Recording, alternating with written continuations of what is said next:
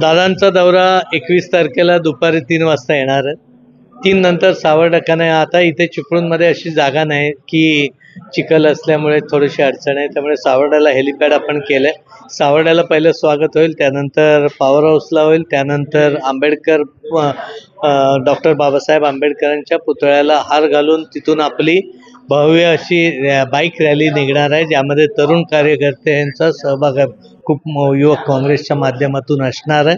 आणि ती bike rally गेल्यानंतर आपल्याला छत्रपती शिवाजी महाराजांच्या नवीन आता उभारलेल्या सगळ्याची पाहणी करून छत्रपतींना पुष्पहार अर्पण करून त्याचबरोबर पुढे देखील बैरीच्या इथं जाऊन दादा सभास्थानी येतील. सभेच्या ठिकाणी रितसर पद्धतीने आपली सभा होईल आणि त्यानंतर काही लोकांच्या भेटीगाठी वगैरे करत करत मुस्लिम समाजाच्या हॉलला पण भेट देणार आहेत. त्याचं बांधकाम कशा पद्धतीने आहे, काय चाललंय त्यासंबंधी एक तिथं होईल, पाहणी होईल.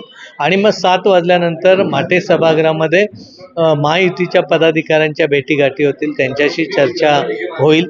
त्यानंतर ज्या लोकांना दादांशी भेटायचं आहे, उदाहरणार्थ काजू उत्पादक, आंबा उत्पादक शेतकरी आहेत, काही शेतीच्या पीक विम्याच्या संबंधी काही अडचणी आहेत, काही इतर प्रश्न आहेत, ज्याबरोबर आपल्याला माहिती आहे की ब्ल्यू लाईन रेड लाईनची निगडीत असेल, आपल्या इथं जे काम करायचं आहे जलसंपदाच्या माध्यमातून त्यासंबंधी असेल, व्यापारी वर्गाचं असेल, डॉक्टर वर्गाचं असेल, किंवा वकिलांचं काही प्रश्न असतील, किंवा रिक्षावाल्या संघटनेचे काही विषय आहे, विशेषतः RTOशी निगडीत आहेत काही विषय, ह्यांना ज्यांना भेटायचे त्यांची सगळ्यांना मी भेट घालून देणार आहे की जेणेकरून हे सर्वसामान्यांचे प्रश्न सोडवणं खूप गरजेचं आहे.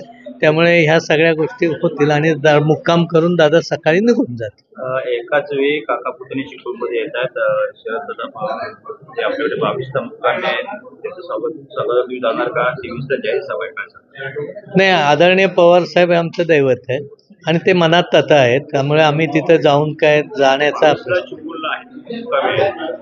नाही. हा ते आता येणार आहेत ते पक्षाच्या समोरच्या उमेदवाराशी निगडीत, समोरचा आहे ना त्यांचा कोण ठरेल तो उद्या ज्यांच्या पद्धती त्याच्या प्रचाराच्या निमित्तानेच येणार आहेत.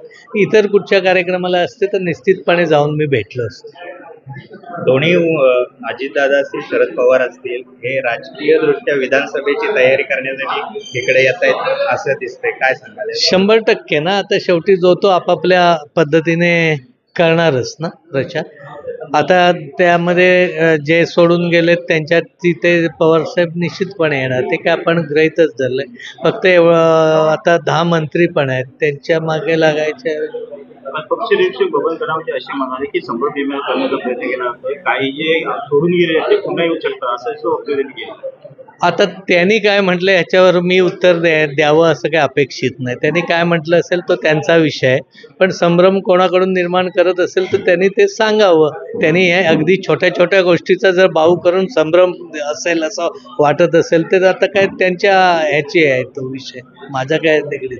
कुठेतरी आता प्रशासनाचं पाठबळ जड दिसते, कारण एकत्र आपण बघतो पहिला तर शरद पवार साहेब तुमच्या पक्ष भेटल्यानंतर शरद पवार साहेब तिथे सभा घेतात, काय हो. ज्यावेळी विरोधी पक्षाचे ज्यावेळी आपण भूमिका वेगवेगळी घेतल्यानंतर त्या पक्षाचे प्रमुख लोक निश्चितपणे येणार आहेत ना. जो तो आपापला पक्ष वाढवायलाच बसलाय ना. हे काय सार्वजनिक काय हे नाही ना, पक्ष संघटना वाढवायला प्रयत्न करणारच आहे. त्यामुळे त्यामध्ये वेगळं वाटायचं किंवा हे नाही ना, त्या 2 भिन्न गोष्टी आहेत. राजकीय गोष्ट भिन्न आहे, वैयक्तिक गोष्ट भिन्न आहे. सर तरी सुद्धा ह्या इलेक्शनकडे आपण कशा पद्धतीने बघताय? मला माझ्या सर्वसामान्य कार्यकर्त्यांवर प्रचंड विश्वास आहे.